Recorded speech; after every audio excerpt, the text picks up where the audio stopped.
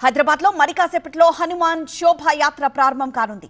గౌలిగూడ రామ మందిరంలో ప్రత్యేక పూజల తర్వాత వీర హనుమాన్ శోభాయాత్ర ప్రారంభం కానుంది. ఎంతో అట్టహాసంగా ప్రారంభమయ్యే హనుమాన్ శోభాయాత్రకి భాగ్యనగరం ఇప్పటికే సిద్ధమైంది. నగర రహదారులన్నీ హనుమాన్ నామస్మరణతో కాషాయ వర్ణంతో ఆధ్యాత్మిక శోభ సంతరించుకుంది. జై శ్రీరామ్ జై హనుమాన్ నినాదాలతో భక్తులు హోరెత్తిస్తున్నారు.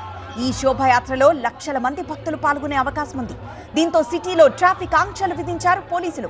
వాహనదారులు ప్రత్యామ్నాయ మార్గాల్లో వెళ్లాలని సూచించారు.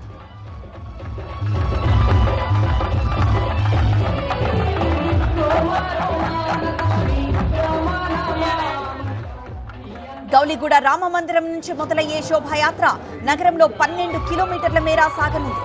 రాత్రి 8 గంటలకు తాడ్బండ్ ఆంజనేయ స్వామి ఆలయానికి చేరడంతో ముగుస్తుంది. శోభాయాత్రను పురస్కరించుకుని 3 కమిషనరేట్లలో పోలీసులు భారీ బందోబస్తును ఏర్పాటు చేశారు. దారి పొడవునా సుమారు 20,000 మంది పోలీసులతో పటిష్ట నిఘా ఏర్పాటు చేశారు.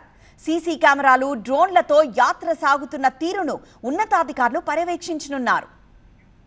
హనుమాన్ శోభాయాత్ర సందర్భంగా జీహెచ్ఎంసీ పరిధిలో మద్యం దుకాణాలు మూసివేయాలని అధికారులు ఆదేశాలు జారీ చేశారు. ఇవాటి నుంచి రేపు ఉదయం 6 గంటల వరకు దుకాణాలు మూసివేయాలని పోలీసులు సూచించారు. మద్యం విక్రయించే వారిపై కఠిన చర్యలు తీసుకోవాలని అధికారులు కింది స్థాయి సిబ్బందిని ఆదేశించారు.